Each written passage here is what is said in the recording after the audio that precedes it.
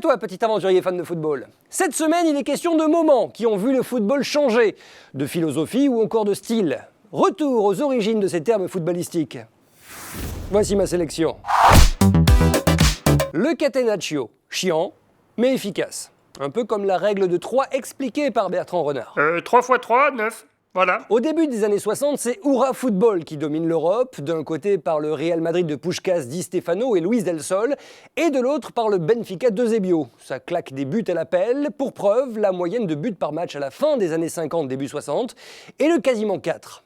Et au milieu de tout ça, il y a moi et il y a Milan, qui joue bien oui, mais qui, comme un éjaculateur précoce au milieu d'un film avec Sacha Grey, n'arrive pas à aller au bout. Le 22 mai 63, pourtant, le Milan se retrouve en finale de Coupe d'Europe, justement face au Benfica d'Eusebio, qui, comme à son habitude, claque un but dont il a le secret. Milan arrive à égaliser en deuxième mi-temps, assez chanceusement il faut le dire, et là se produit quelque chose de jamais vu auparavant. Les Italiens se regroupent en défense et ne jouent plus, mais alors plus du tout l'attaque. Les Portugais sont désemparés et n'arrivent plus à trouver des brèches dans la défense milanaise et se font avoir en toute fin de match contre le cours du jeu par Altafini. La victoire italienne est vue comme cynique et froide, mais elle a introduit une nouvelle philosophie payante dans le football, le catenaccio, une perte d'innocence pour le foot, dira un joueur portugais, mais qui inspirera d'autres équipes.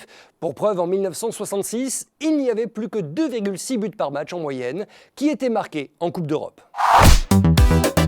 Comme à l'autre bout de la chaîne de l'évolution humaine, on trouve les candidats de télé-réalité, à l'autre bout du catenaccio, il y a le football total. Son principe pour les plus jeunes, attaquer et permuter, sans plus qu'il n'y ait d'attaquants, de défenseurs ou de milieux, mais seulement des joueurs de l'équipe. Bon, Miguel, consigne de match. Tu démarres arrière droit, à la mi-temps tu passes ailier gauche, fin du match avançante pour marquer des buts, et pendant les arrêts de jeu tu finis gardien. Tu arrêtes tout ce qu'il faut. Coach, c'est de la merde cette tactique. C'est pas de la merde, c'est football total. Et après le match, n'oublie pas, c'est toi qui es en charge des chipots et des merguez, et tu conduis le bus pour ramener l'équipe adverse. T'es gentil, Miguel.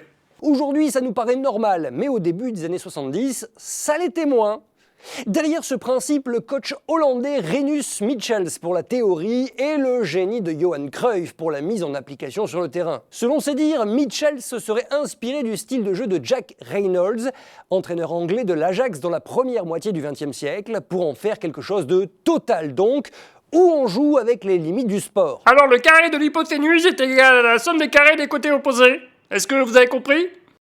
Ah, il y en a 2 qui ont fait un AVC là. Oh merde. Tu t'es toujours demandé par exemple si goal volant c'était juste un terme de cours de récré? Bah non, c'était l'une des théories de Rinus Michels. Je suis goal volant! Et moi je préfère que tu vois la date voilà. Et bizarrement, le terme total football n'arrivera qu'après le départ de Michels vers le Barça, alors qu'il était déjà en application depuis des années. Le sommet de ce concept de football total aura lieu le 31 mai 72, lorsque, coaché par Stefan Kovacs, l'Ajax bat l'Inter en finale de Coupe d'Europe avec 2 buts de Cruyff et surtout une impression de rouleau compresseur, prémisse du football moderne. L'Ajax écrase son adversaire, court et joue comme on n'avait jamais vu auparavant. Johan Cruyff dira: il s'agissait de faire de l'espace, de l'investir et de l'organiser comme de l'architecture sur le terrain de football. Ce football total continuera jusqu'à la Coupe du Monde 1974 et la finale perdue 2-1 par les Hollandais face à la RFA, même si depuis Pablo Correa a bien essayé de faire perdurer le concept avec Nancy. On joue le 0-0, tous derrière.